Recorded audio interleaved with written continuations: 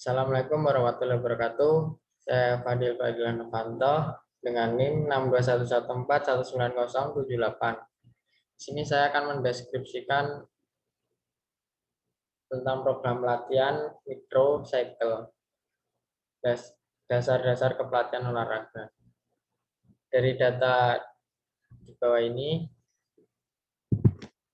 nama Wijaya, usia 28 tahun, pekerjaan karyawan swasta, tinggi badan 173 cm, berat badan 60 kg, hobi mendengarkan lagu, riwayat kesehatan, dislokasi bahu kanan.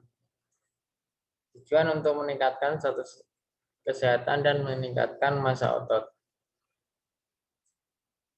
Adaptasi fisiologi klien. Dari data di atas, riwayat klien mengalami dislokasi bahu sangat rentan melakukan aktivitas berat.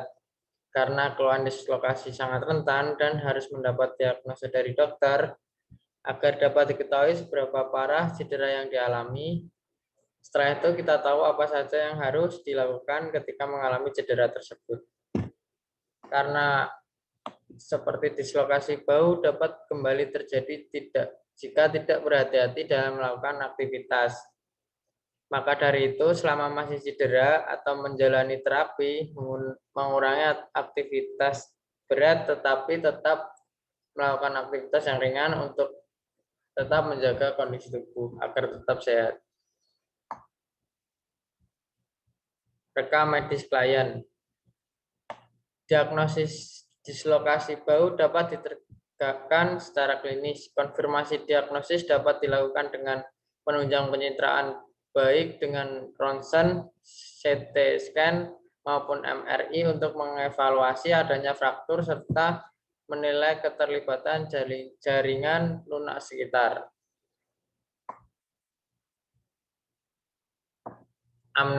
Anamnesis. Pasien dislokasi bahu umumnya merasakan popping sensation, nyeri pada bahu, keterbatasan gerakan lengan, dan kesemutan atau baal pada lengan.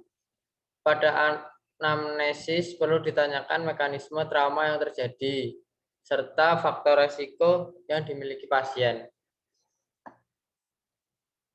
Pemeriksaan fisik. Pada pemeriksaan fisik, range of motion terbatas dan terasa nyeri yang hebat jika dilakukan gerakan. Pada pemeriksaan fisik juga perlu dilihat kondisi neurovaskular ipsilateral, seperti adanya rasa kesemutan yang menjalar atau bahkan baal. Pulsasi arteri radial perlu diperiksa untuk mengetahui apakah ada gangguan peredaran darah. Pemeriksaan lain adalah perabaan akral hangat atau dingin, capillary refill time. Diagnosis banding dislokasi bahu adalah cedera pada sendi bahu lainnya, seperti cedera sendi akromio-clavikular, fraktur klavikula, cedera rotator cuff, dan swimmer shoulder. Pemeriksaan penunjang. Dislokasi bahu dapat didiagnosis secara klinis. Pemeriksaan penunjang dapat dilakukan untuk mengonfirmasi diagnosis, mengevaluasi adanya fraktur. Walaupun pemeriksaan radiologi sering dilakukan, beberapa studi merekomendasikan penggunaan pemeriksaan radiologi secara selektif. Pemeriksaan radiologi direkomendasikan pada pasien dengan dislokasi pertama kali ketika mekanisme cedera melibatkan trauma tumpul yang berisiko menimbulkan fraktur atau klinisi tidak yakin dengan posisi sendi. Ronsen bahu untuk mendeteksi adanya dislokasi, seperti ronsen muskuloskeletal lainnya. Harus dilakukan pada dua posisi, terutama posisi anterioposterior dan axillary lateral view. Namun bila axillary lateral tidak bisa dilakukan akibat keterbatasan range of motion pasien, dapat diambil posisi scapular view, posisi posterior oblique. Ronsen bermanfaat untuk menilai adanya fraktur atau adanya segmen fraktur yang avulsi pada sendi bahu.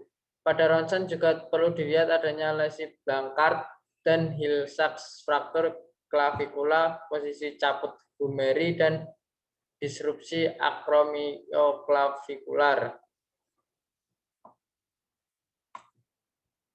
MRI dilakukan setelah dislokasi bahu direduksi untuk menilai keterlibatan jaringan lunak dan apakah diperlukan intervensi bedah. Pada dasarnya pemeriksaan MRI paling baik dilakukan dengan kontras yang diinjeksikan ke dalam sendi bahu.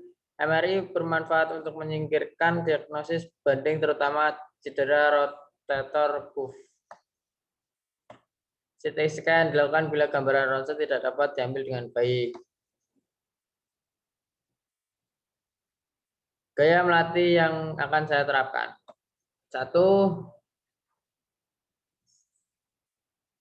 Angkat bend arm flexion, angkat lengan ke depan atas, sangga lengan yang cedera dengan tangan yang sehat, dan perlahan angkat lengan cedera tersebut ke depan dan ke atas sejauh mungkin. Pertahankan dan menurunkan posisi kembali ke semula, istirahatkan, dan ulangi gerakan ini sebanyak 30 kali. Yang kedua, aktif flexion, angkat lengan secara aktif. Berdirilah dengan siku lurus dan ujung jari menghadap ke depan. Angkat lengan cedera ke atas di depan setinggi mungkin. Pertahankan dan menurunkan secara perlahan, ulangi 30 kali gerakan. Bend arm and section, tarik lengan ke belakang bawah, sangga lengan yang cedera dengan telapak tangan yang sehat dan perlahan dorong lengan cedera ke belakang sejauh mungkin. Pertahankan dan kemudian kembali ke posisi semula secara perlahan, ulangi gerakan 30 kali. Yang keempat,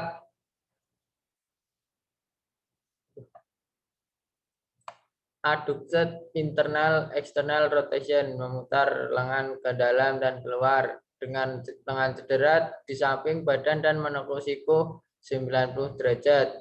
Putarlah lengan menyilang perut sejauh mungkin, pertahankan, kemudian ganti putar keluar dan pertahankan.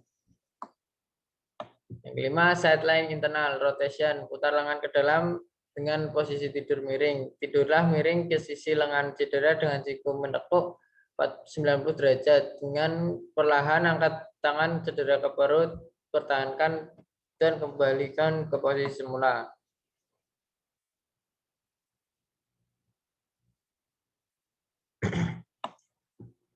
Prinsip latihan saya, prinsip latihan terapi dislokasi bahu harus dilakukan segera mungkin. Mengingat jika tidak segera dilakukan, maka bisa menimbulkan efek yang cukup parah. Dan jadi prinsip latihan terapi saya juga melihat fisik dan kondisi mental klien, membuat program latihan yang simpel agar klien bisa menjalani tanpa rasa jenuh akan program yang dia jalani. Struktur latihan pada tabel di bawah ini. Dilakukan secara rutin dan diulang seminggu 3 kali bertahap selama 1 bulan.